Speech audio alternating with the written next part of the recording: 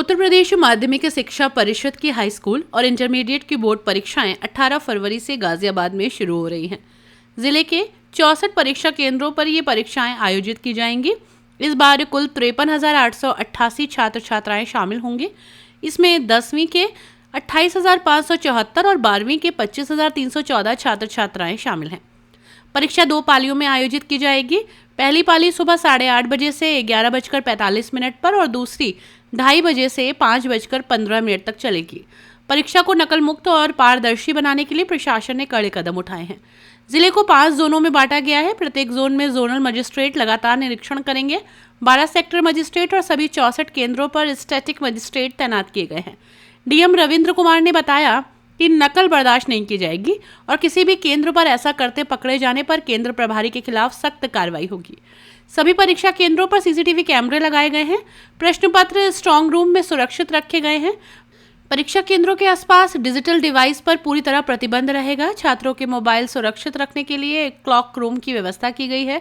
प्रत्येक केंद्र पर पुलिस बल तैनात रहेगा ताकि परीक्षा शांतिपूर्ण और निष्पक्ष रूप से संपन्न हो सके। नंदग्राम स्थित जिला विद्यालय निरीक्षक कार्यालय में कंट्रोल रूम बनाया गया है, जहां से सभी केंद्रों की लाइव मॉनिटरिंग की जाएगी। जिला प्रशासन ने छात्रों और अभिभावकों से समय से पहले केंद्र पहुंचने और नियमों का पालन करने की अपील की है ताकि परीक्षा व्यवस्था सुचारू रूप से संचालित हो। सर, आगामी कुछ दिनों में बोर्ड परीक्षाएं शुरू होने वाली हैं। ऐसे में गाजियाबाद में किस तरह की तैयारियां की गई? देखिए, गाजियाबाद में लगभग 53,000 बच्चे इस बार 10वीं और 12वीं की बोर्ड परीक्षाओं में बैठेंगे और 64 सेंटर बनाए गए हैं। हमने पूरे सभी सेंटरों को जोन, सेक्टर और स्टैटिक मजिस्ट्रेट्स की ड्यूटी लगाई है। 5 जोन बनाए गए हैं, 12 सेक्टर मजिस्ट्रेट लगाए गए हैं और 64 स्टैटिक मजिस्ट्रेट लगाए गए हैं।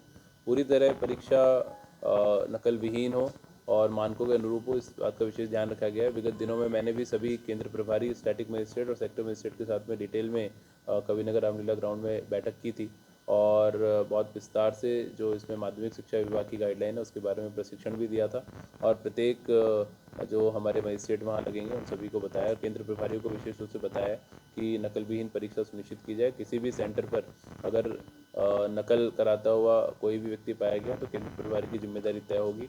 माननीय मुख्यमंत्री जी द्वारा भी ये निर्देश हैं, तो इसको हम लोग पूरी तरह अनुसरण करवाएंगे। बनाए गए हैं क्या उनके पास जितने साइबर कैफे रहते हैं या इस तरह की चीज़ें रहती हैं, क्या बैन रहेंगी तुरंत 100 मीटर या 500 मीटर का जो एरिया है?